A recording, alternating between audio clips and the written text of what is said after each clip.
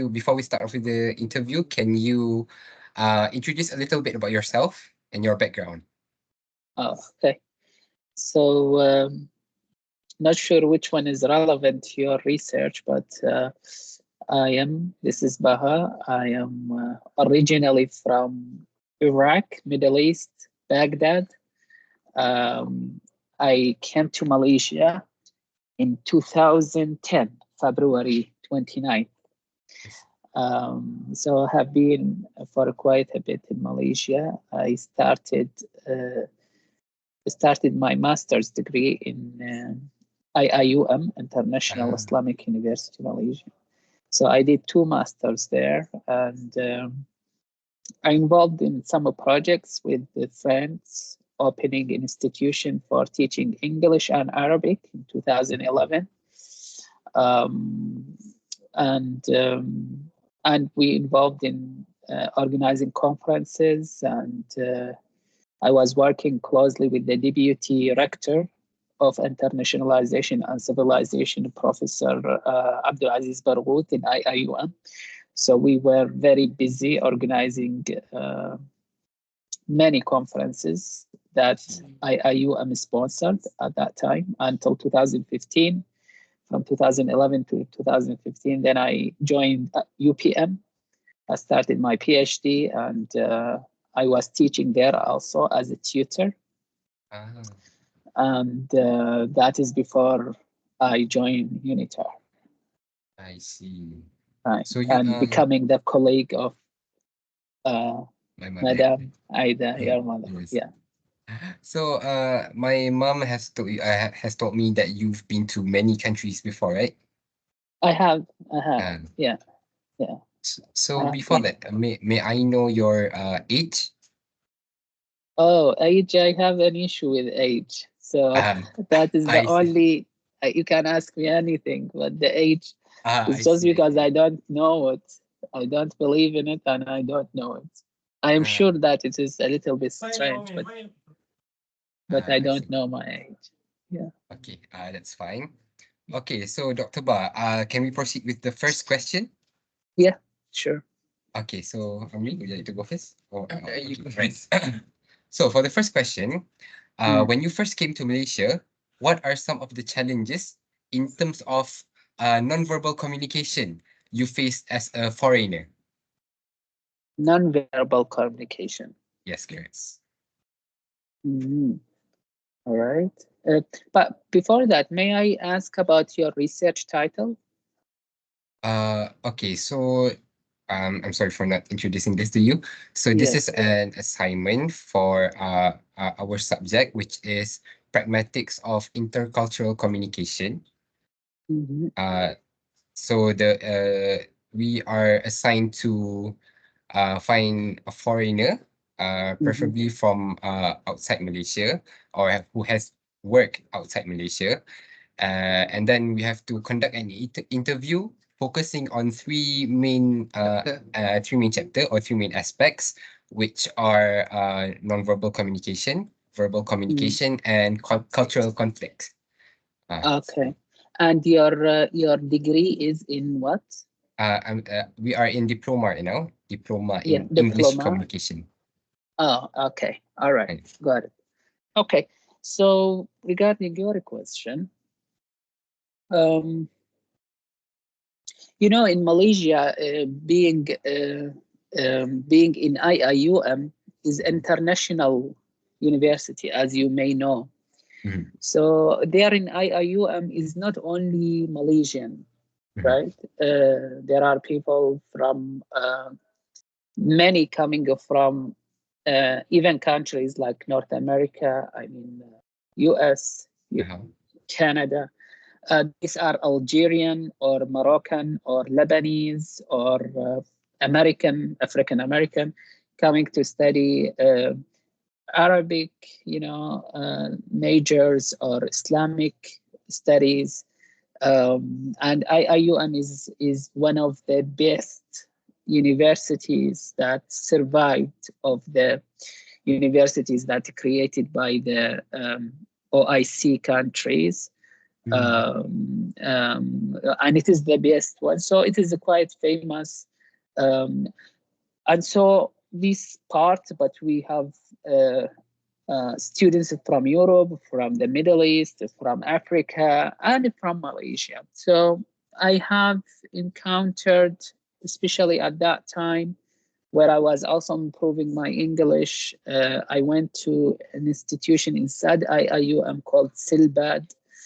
And so I meet all of these people, including Turkish, I mean, Middle Eastern, Iranian, maybe, and other Arabs. So I was exposed to different cultures. And so regarding the non-verbal communication, I would say, keep in mind that it's been 14 years. So when it comes to interviewing, I know that you need a fresh memory. So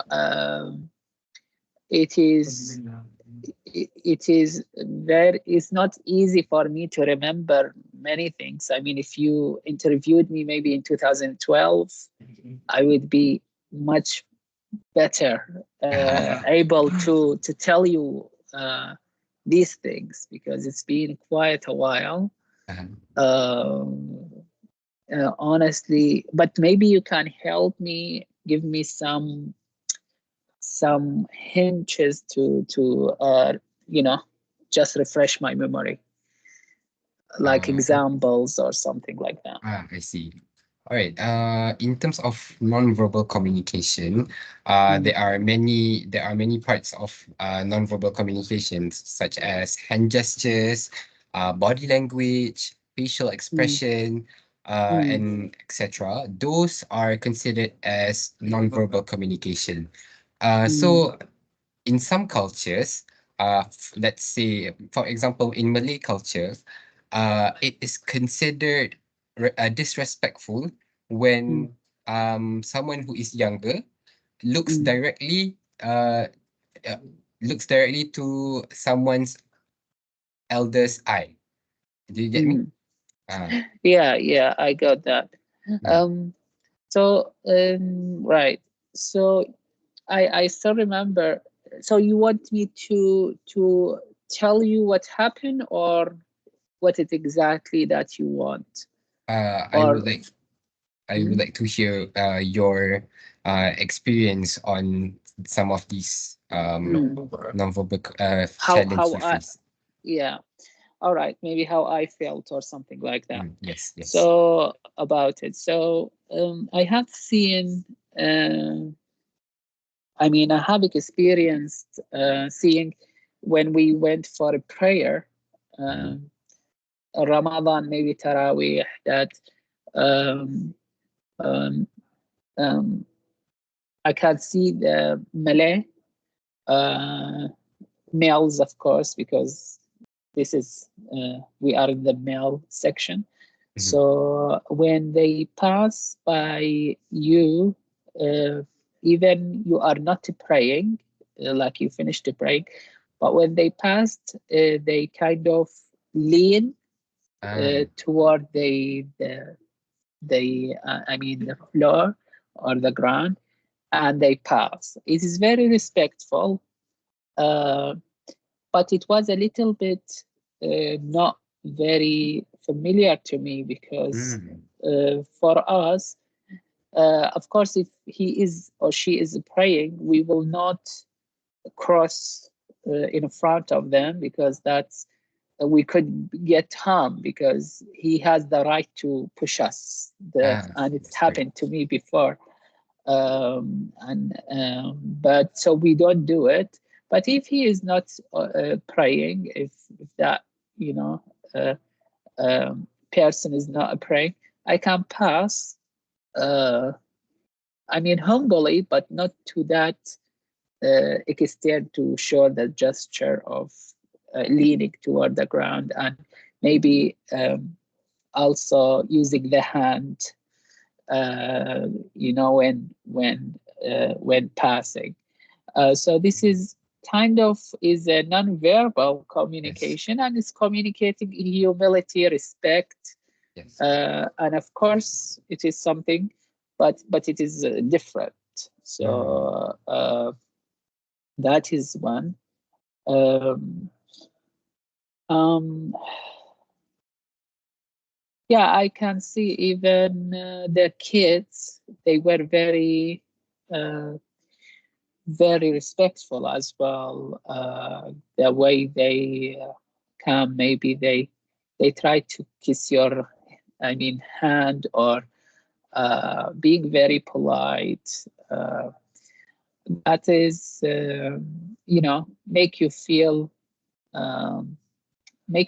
home, maybe make you feel welcomed, make you feel respected, especially by these kids, and then you love them, because I think we love the kids when they are not noisy, when they listen, when they respect.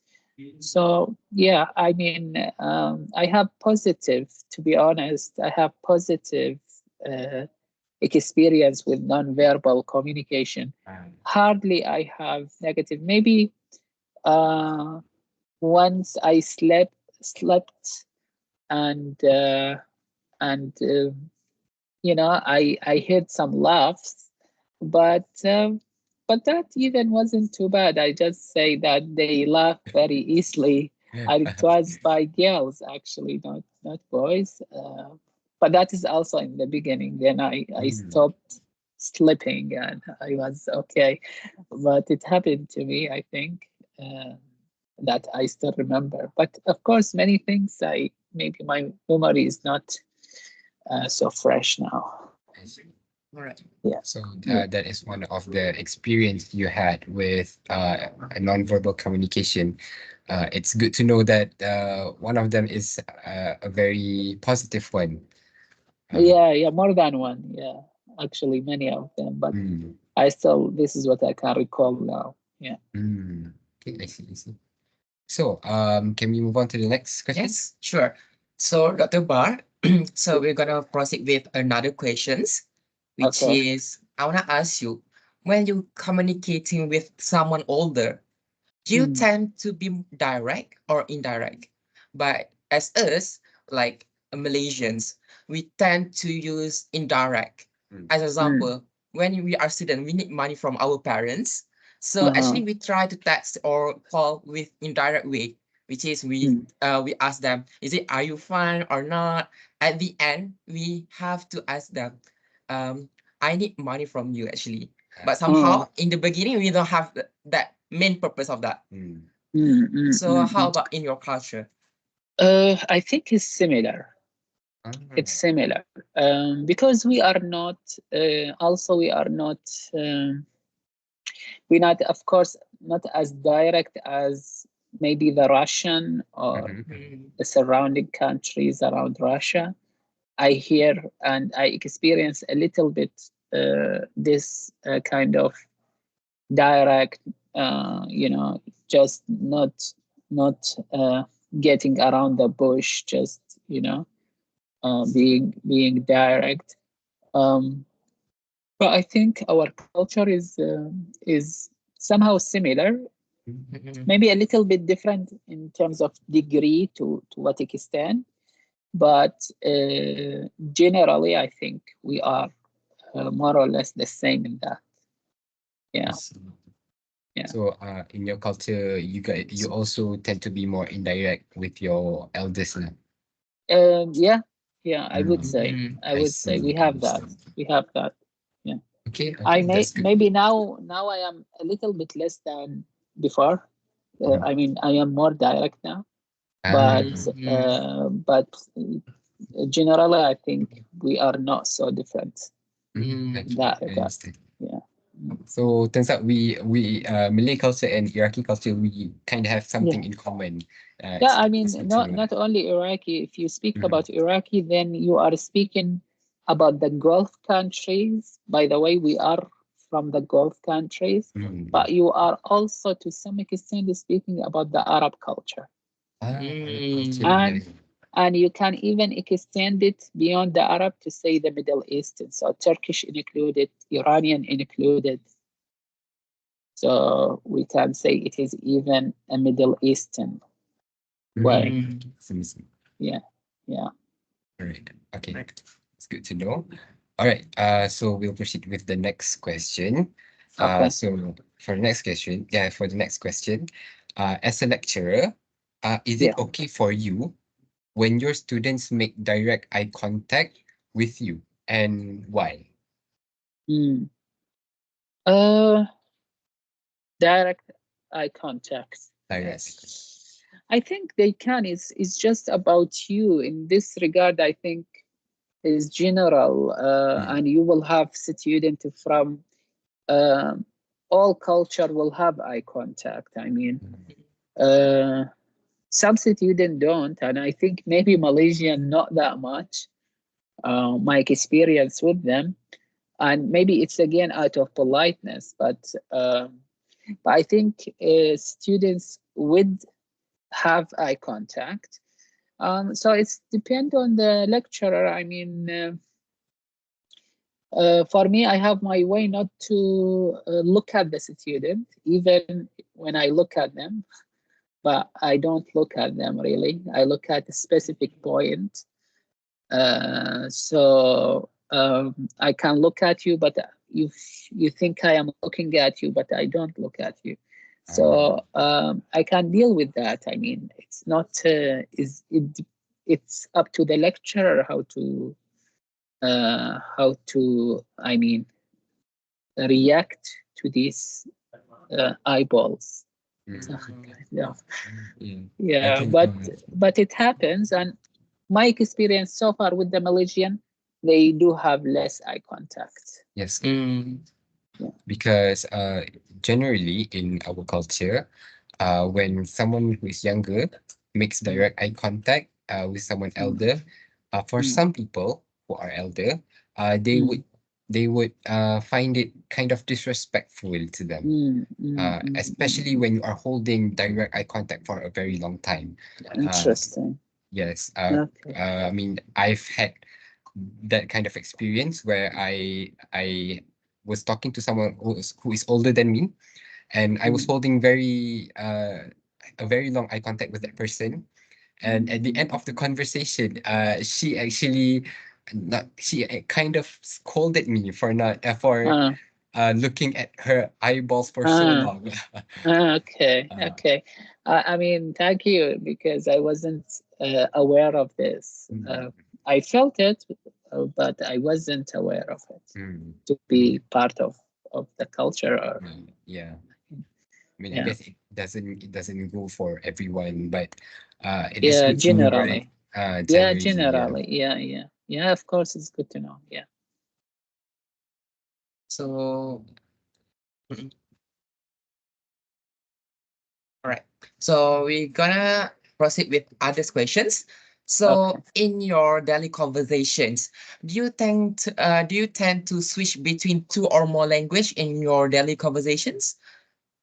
I would, yeah. I mean, with those who speak Arabic, sometimes if someone doesn't speak Arabic is present, I would like to speak in English, in a language that everyone would understand. It's just out of respect.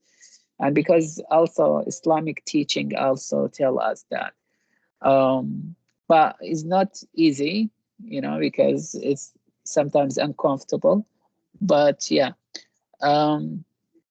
However, I would say depends on how much I am having communication with those who speak Arabic or any other language than English. But mostly I speak English, I think, because I am also not so much do social, getting with.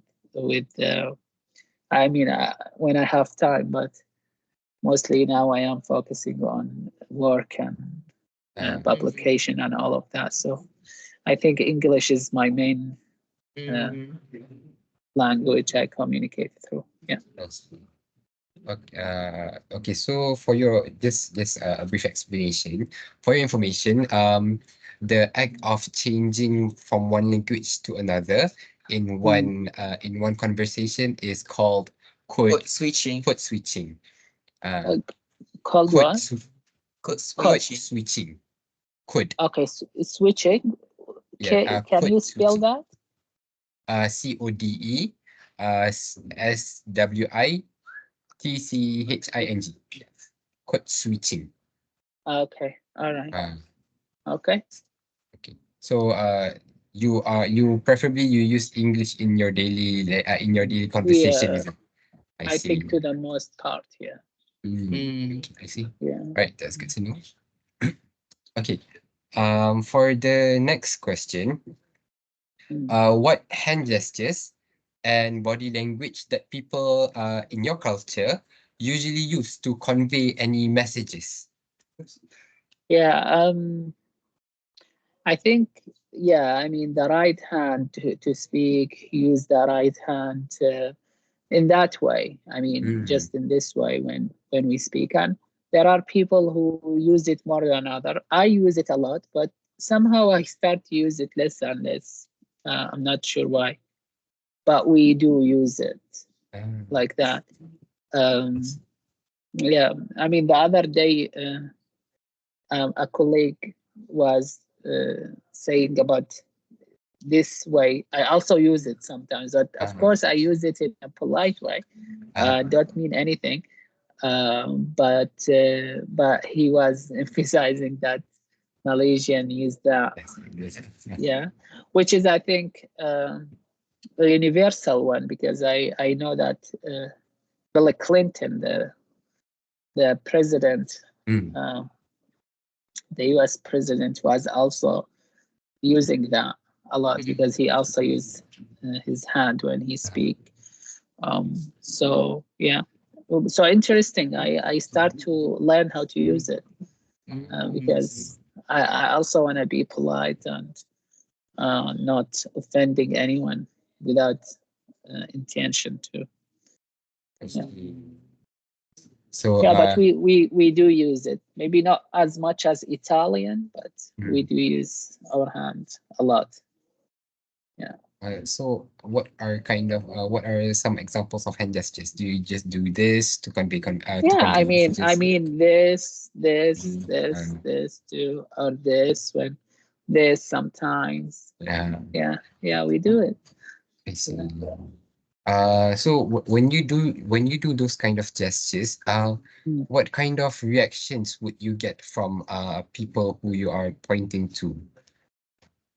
I mean, it depends again. As you mentioned, is a culture issue. So with the people of the Middle Eastern people, I think there is no issue at all. However, I mean, it's not offensive. Maybe they would take it as give you compliment or give you or maybe joke about it, but there is nothing offensive about it. I see. With other than I mean Middle East, and to be honest, I am not aware that this is an issue. Except recently, I start to because I start to know that it could be offensive for some.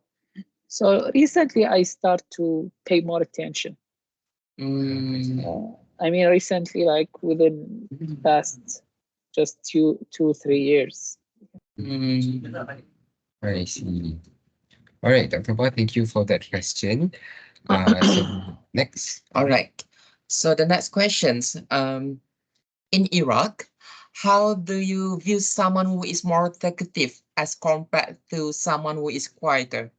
So in our culture in Malaysia, I think most lecturer or most educators want to see someone who is actually talkative in their class to see the response towards their students. So in your culture, how you see the talkative persons compared to the quieter? Well, we of course like the talkative in terms of participation in the class. So you can be talkative, but you can also be polite at the same time. Yes. But you are contributing to the class, giving examples, sharing your experience or knowledge. So it is a good thing. But of course, if you do it out of sarcasm or you want to hijack the class, and so that is of course is unacceptable. It doesn't mean it doesn't happen, does happen, but and for those who don't speak much and very quiet, there are also two types. Those who know but they don't want to speak. This is less actually, much less in let's say, if you say my culture in the Middle East, this is much less, because once you have knowledge or you want to say something, you're gonna say it. But in Malaysia, I start to notice this much more, that if you are quiet doesn't mean you don't know, but it just mean you don't want to say anything. So that I have experienced as a student and as a then lecturer, because I was also teaching in UPM, the final year students, business communication then. And I can see actually there are students who are active, but they are much less than those who just prefer not to say anything and sit quiet. Yeah. So, but for me, if you ask me about my preference, I prefer that students are active and participate, and yeah, it's much better, I think, for the class, for me, for classmates of that student. I mean, for the whole process, I think it's better. But See. I noticed that among Malaysian students, they are less talkative, in the class. In your class, you would prefer someone who, students who give two-way communication with you. Yeah. Yeah, Okay, I would say it is more preferable, because there is this time that you open the floor for student to have a discussion, and I think that is fruitful for everyone to, if you know something, to share it. Yeah. Okay, great. Thank you for that explanation. Okay, so for the next question, what is the distance that is considered respectful when interacting with a stranger? So, for example, in our culture, when talking with a stranger, you have to stand at least 1 or 2 meter away from the person who you are talking to. So that is so that the person who is talking, who the person you are talking to is not uncomfortable with your presence. So that's in Malay culture. How about in your culture? I think it's the same. I think it's the same. We are the same in that. Yeah, I think we are. Yeah. And I understand that some culture is not the same. Yeah, but for Malay culture specifically, I think we are not so different in this. I see. Right. Like we do know Especially, some. yeah, especially for different gender. Different gender, yes, correct. Yeah. It's like we do the reason why we ask this question, like we do know there are some culture out there who prefers to, when you are talking to a stranger, they would prefer to hug and kiss first on the Yeah, cheek. yeah, Yeah. yeah, are being very close. Yeah. Yeah, I see. Mm. All right. Okay. For the next question, I would like to give you a heads up first. The next three question will be touching on something a little bit more serious and sensitive. So I hope that you are able to explain it properly and bear with us. Well, Right. if I can, Mm. I will. If I can't, I will say I can't. Okay. All right. Before that, I would like to ask you something. How long have you lived in Iraq before you started traveling? Uh, well, I think can say maybe 18, 19 years. 18 Mm. years. Oh, I see. All right. So, from that point on, you started traveling to other countries to Yeah, further your studies. yeah, Okay, correct. I see. That's good to know. Okay, Amrit.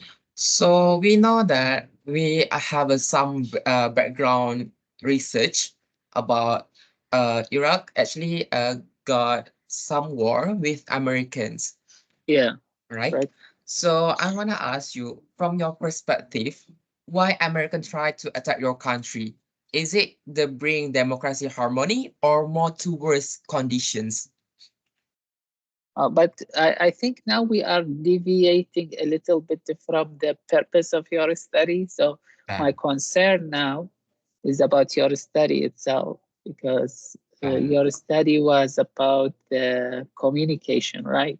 yeah. Yeah. This question is actually touching on the issue of international conflict. Mm-hmm. Yeah. But As I briefed to you a few days ago, I told you that we will be touching on three aspects: verbal and non-verbal communication, and then conflict. Uh, conflict. Conflict. Yeah. So for this question, Mm. it is considered as international one. It is considered as international conflict. Yeah, but how is it related to communication? Um, this is actually this is actually how do I say this? It's in the different chapter of the syllabus actually. Mm. So the main part was communication, and then that Mm. was in one chapter, and then the other Mm. part was conflict. It is in Mm. a different chapter actually. Yeah, I mean, I am asking just to know how best I can give you the information. Uh, because your major, you told me, is English and Yes, is correct. communication, right? Mhm, mhm. Mm. Let's see. Let's see. What was your question again? From your perspective, why Americans try to attack your country? Is it the Mhm. bring democracy harmony or worse conditions? To worsen the condition. Oh, I don't think it's about worsening the condition. That's what I believe. I mean, this thing, you can have different opinions about it, Mhm. and also people change their mind on it. So for me, at this point, I don't know, maybe my mind will change when Mm. I get more information, have a different experience. But for now, I think is not that necessarily the case. But I think United States is proud, and Bush, George Bush, is the son the uh, of Bush the father, Yeah. Mm. that have a big conflict with Saddam when he invaded Kuwait, and he lost the election to Bill Clinton because of that war, because they invaded Iraq. They didn't invade Iraq, they just pushed the military from Kuwait Mhm. Mm. back to Iraq. But then he lost the election. He only served for 4 years because they said you did not uh, finish the war. You didn't invade Iraq. You just pushed the military. So that was the huge part of it. So and Saddam was at the time, he said, I will not speak about him after he lost the election, because he said he is like a soldier or a faris, which is like someone with the sword, who already stepped down from his horse. So is out of nobility. I will not say anything about him because he is no more having any power. And so it was kind of a personal in a way. So his son, George Bush, he is a quiet and intelligent person, in my opinion. He is not as intelligent or smart as Clinton. George Bush is not as smart, I think. I mean, he has a smartness, but I mean, it is just below average in my opinion, much below average. And that is his mother mentioned that. So anyway, he so he has that in his heart, and he always mentioned about his father. He has very close relationship with his father. And when that happened, I think he wanted to invade Iraq in one way or another. He wanted to finish his father's job. It wasn't okay to just leave Iraq like that. We have the sanction. The country is prepared to be invaded because we have a very heavy sanction on Iraq since 1991, since we invaded Kuwait till 2003. So Iraq was prepared, was suffering the sanctions, the very bad sanctions. So it was a country that is quite weak. So he can, and that 9/11 happened, and they accuse.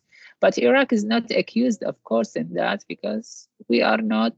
Saddam was in a way secular. In a way, he wasn't like no Qaeda, no Muslim Brotherhood, nothing there. He was just a secular, and so for us, even beards and that we don't have. Like we have only mustache at the time. So I mean, this is what men are, and it was quite different. Maybe later we become more religious, but Iraq was not that much.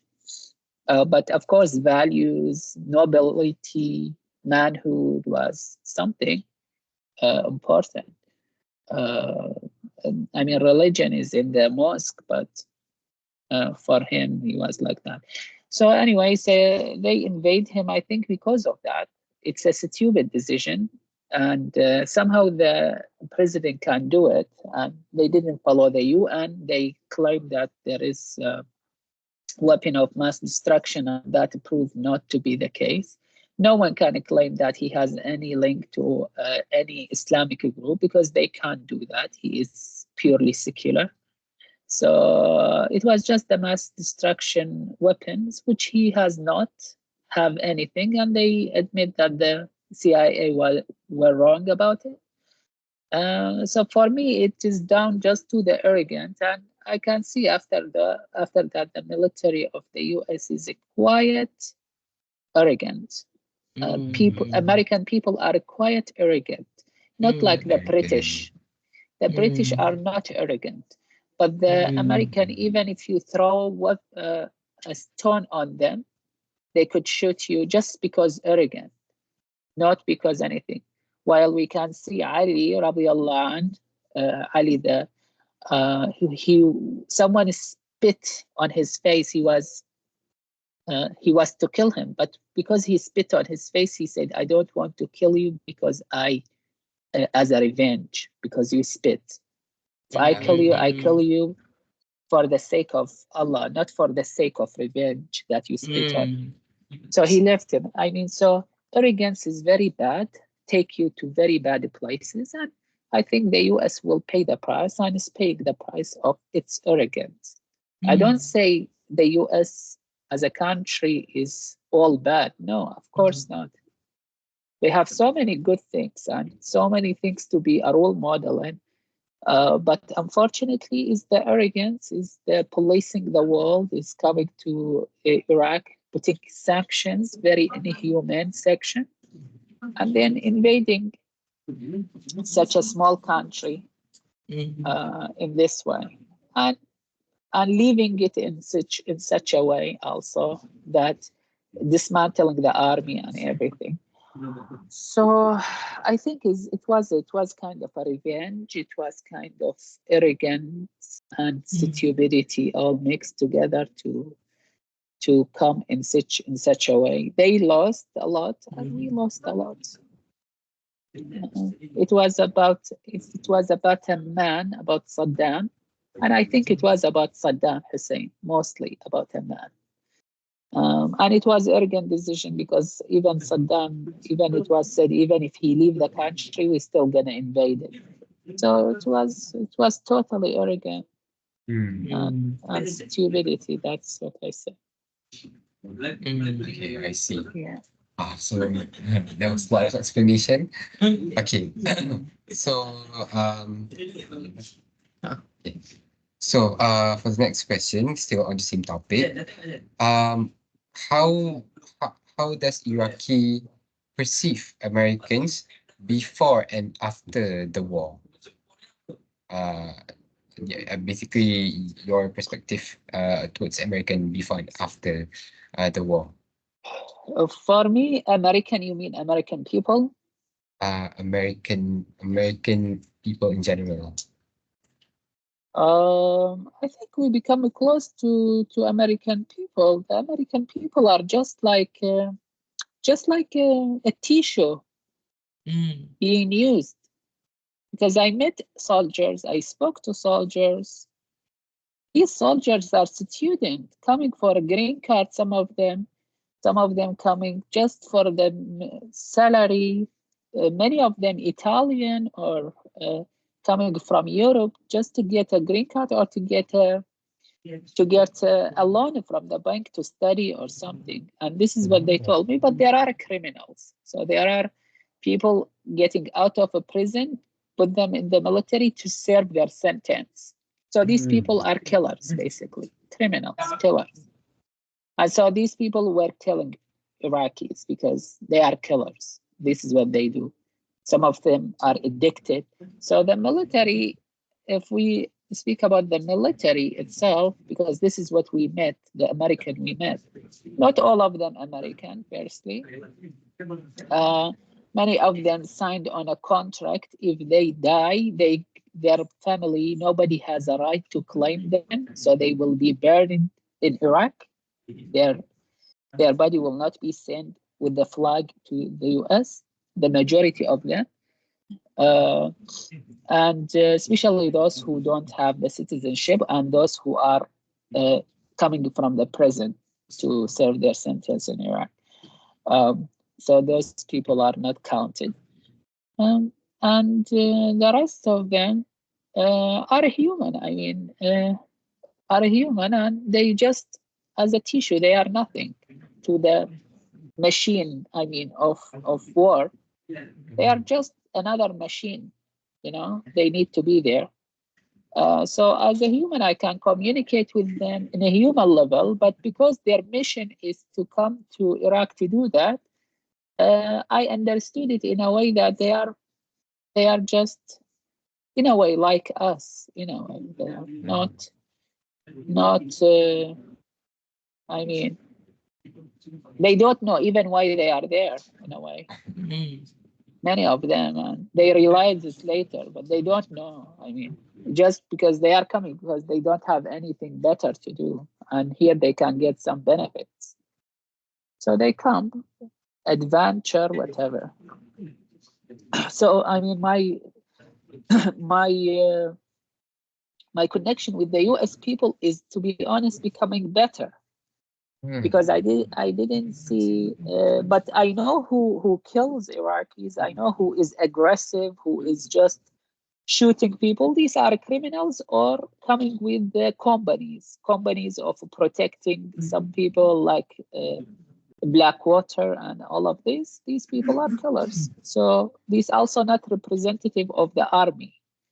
The army has many people who are tissues, in a way. So these tissues are just like us. They are not different. But we, of course, kind of criticize why you are coming here just to get some benefits, just to get maybe a citizenship, a green card, or the salary or some advantages in the universities like scholarship or whatever. So we kind of criticize this, but I think we all do it. So they are human in the end, but at least they are not really criminals. Yeah. Okay. Right. Thank you, Dr. Ba. Okay, so that's it for the issue regarding war between Americans and Okay. Iraqi. All right. Next, we will be going into religious conflict. All right. Okay. Before that, may I ask, what mazhab are you in? Sorry.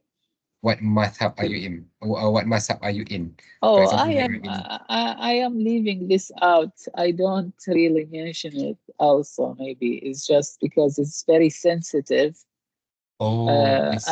I see. I don't mention it, but for me, I am Muslim, you know. I am in the end, I accept all the people. I love them all. I think there was some political issues and whatever happened with them. But I also leave them all to God to judge. They are all okay for me as long as they were with the Prophet, they were supporting him, they were his friends, they married his daughter or he married their daughters. This is like his family, so these are red line. We don't cross that.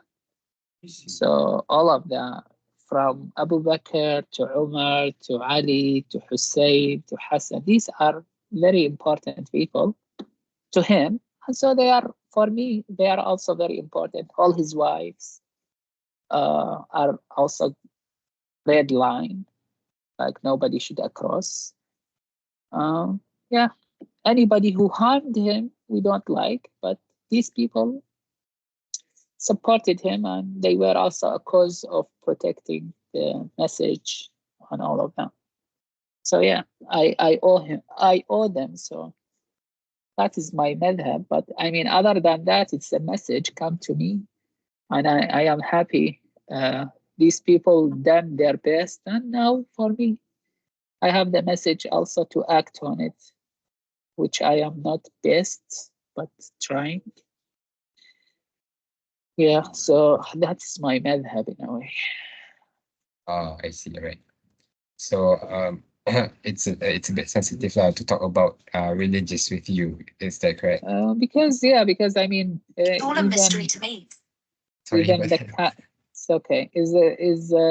Is my country also is this is sensitive to it. You know, you are Malaysia. Malaysia is all indigenous people, and in terms, I mean, homogeneous. Sorry, in terms of being all from one madhab, let's say. But if you are from another country, I don't want to be proud of my madhab and so put another person. I just want to that I keep it to myself because it can Ah, create a conflict or something, I see. and I I see. don't want that. All right. So instead of talking about mazhab, can we ask about what are some of the conflicts that arises when you are talking to someone from a different religion? Are there any Different conflicts there? religion? Excuse me? You mean different religion? Yes, Yes. different religion. I think we can agree on the top, on the big picture, but we disagree on the on the details. So Hmm. I think details create issues, problems. But if the bigger picture, I think we all could agree on it, which is there is, I mean, supreme power, uh, and that there is that I think with that we can agree on. Yes. Someone on the top, someone, yeah, that we can agree on. But other Um, things, I think we can disagree on who is that supreme. That we can disagree on. all right. So, is that all the explanation that you are able to give us? Yeah, I think Yes. I think it's hard to say. It's subjective on who you speak to. Yes. But I think anyone you speak to, you can have some agreement. You can agree on something, and you can disagree on others. So it depends if you want to disagree or you want to agree also. In the end, I mean, it's difficult to change people's mind, and if you want to upset them, you can upset them with arguing about the details, and we have this and you have that and you have that, we have this. Yeah. So I mean, religion is always something that is passionate and a lot of disagreement on That's it. good. I agree. Yeah. Right. So that's it for our question. Okay. For this interview. All right. Are there any question that you would like to ask us? Or we Well, can. well, I wish you the best with your research, and Right.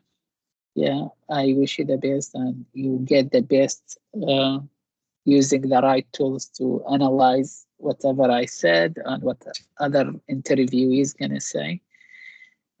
Best of luck to you. Right. All right. Thank you, Dr. Ba No problem. Aldan.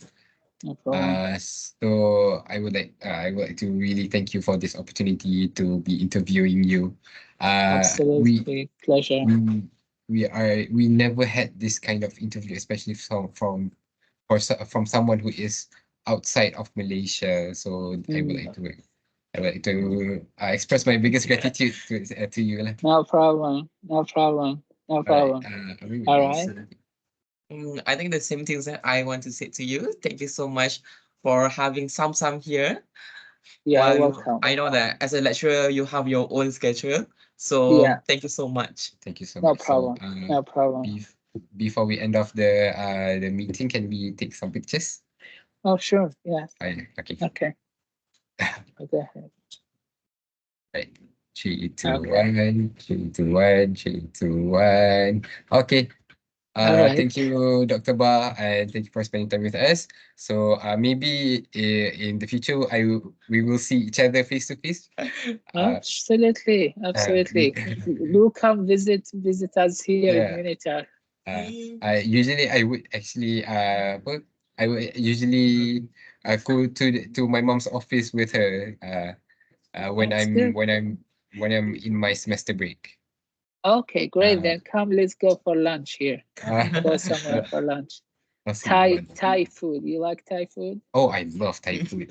Okay, great then. All right. Okay, thank you, So, Dr. Ba. We'll see see you you. All again. right. Hopefully. Yeah. Right. All right. Have a good Bye. night. All You right. too, Dr. Bye. Ba. Bye. Bye.